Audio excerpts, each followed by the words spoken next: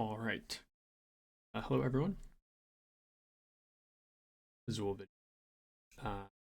This is going to be hopefully a pretty short strategy video um, aimed primarily at like beginner to intermediate players, but hopefully everyone can get something from it. And this is inspired by a comment that um, someone made in a friendly game with me. So this is a newer player playing a friendly game and discussing moves as we go.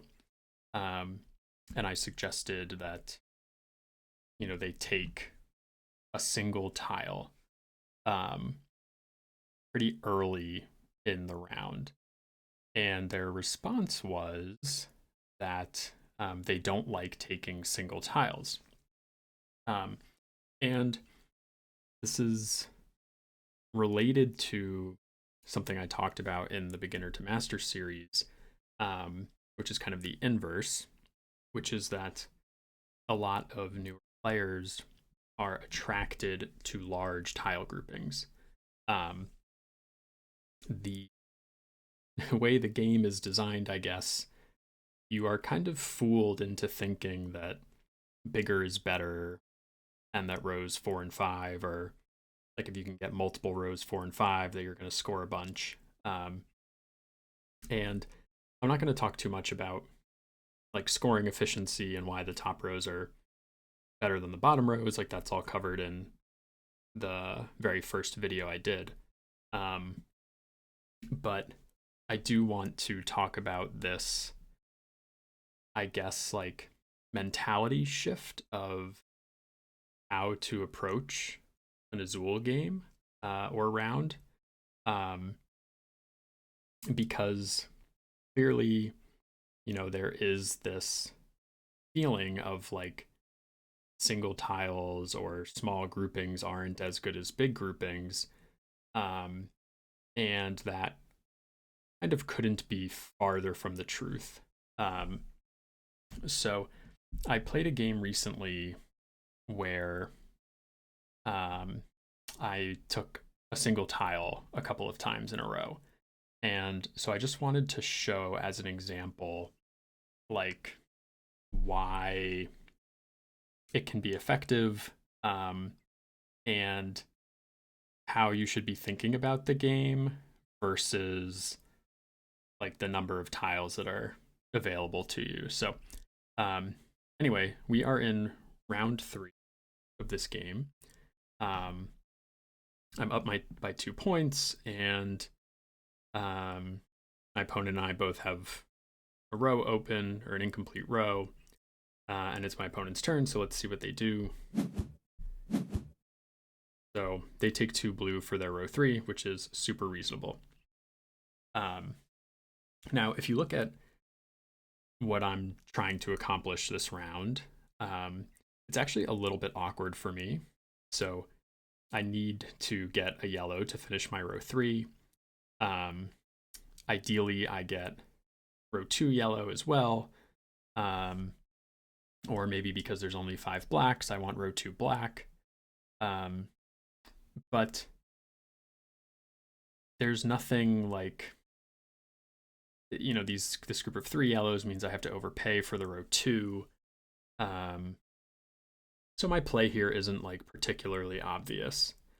And getting into the idea of like single tiles versus large groupings, if you look at what I can do with some of the bigger groupings, I could, invest these 3 yellows on row 2, or I could have the idea that I can get row 3 and row 4 yellow, or row 5 and row 3 yellow. Not in this round, but I'm sure you've seen people kind of stack up the same color like that. There's a group of 2 reds, but like, what am I going to do with those? Am I going to think I can start building row 5? Or there's 2 blacks, which I could play on row 2, or I could, try to build out row 4. So there's, nothing like inherently good about these large tile groupings. even though my board is quite open and I could start investing in lower rows. So what I start looking at is basically ignoring my board for now and what can I do to my opponent. And I see that my opponent wants 2 blacks to finish their row 5. And then I can create a larger grouping of blacks by taking this single red tile. So I take the single red tile that I want on row 1, and it creates this group of 3 blacks for my opponent, where if they use them to fill row 5, they would take the first player tile as a negative and the additional black as a negative. So that's not great for them. The other thing that it does is that they have committed to this row 3 blue, and it puts a blue in the middle. And so if they take the blacks, I then have the opportunity to group these 2 blues together and make them overpay for the blues. Additionally, and this is like even further thinking, but their row 2 adjacent colors are blue and black. So with this simple play of taking 1 red tile, I can set off like a chain reaction of tricky decisions for them based on what they need in this round. And it has almost nothing to do with my board. Obviously, like row 1 red is good for me, but it's not crazy strong. You could argue that, you know, row 1 yellow is stronger. And so the play that I'm making is not necessarily about the red tile.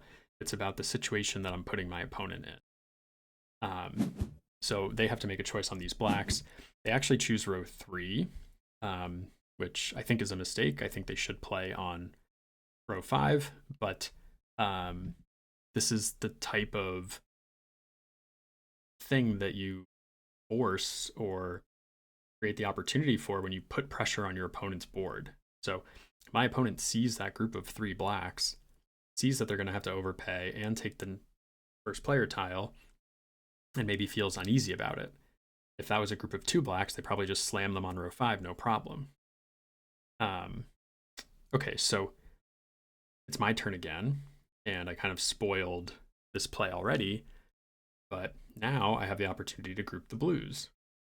And how am I going to do that? I'm going to take a single yellow tile that fits on my row 3. And now they have another difficult choice. They can play the blues on row 3, but they might not get a row 2 if they do that. Or they can play the blues on row 2, but then they're leaving this 3 incomplete. So they play the blues on row 3, and now it's my turn again. To be honest, I don't actually know what I do here, but I am eyeing these black tiles, possibly just taking one, because I think grouping them gives them the opportunity to finish row 5, and I think I'd rather them finish row 4 than row 5. So it's possible that I just take a single black tile and throw it away, whether that's from the center or not, I don't know. I could also take the 3 yellows for my row 2. That gives them row 2 white, but then I can take a black and stick them with the last pick of the round. So let's see what I do. I take the yellows. I'm offering them the row 2 yellow, which they take. And now I think what you'll see is that I take 1 black and throw it away, leaving them with 1 black on row 1, and then having to I take and throw away the yellow, and then they throw away the 3 reds. So I suspect that's what will happen. And that is indeed what we see. So I took some negatives along the way, partly because that group of 3 yellows, was bigger than what I needed. But some of these are just like defensive plays. And you'll see, like, I have a 2-point lead going into the round. But because of what I was able to do to my opponent's board, I exit the round with an 8-point lead. And unfortunately for my opponent, but there were only 5 blacks left, they are stuck again with this situation where they're basically forced to take 1 black on row 4. So the idea behind the video isn't that taking single tiles is inherently good or better than taking large groupings. It actually has nothing really to do with the number of tiles.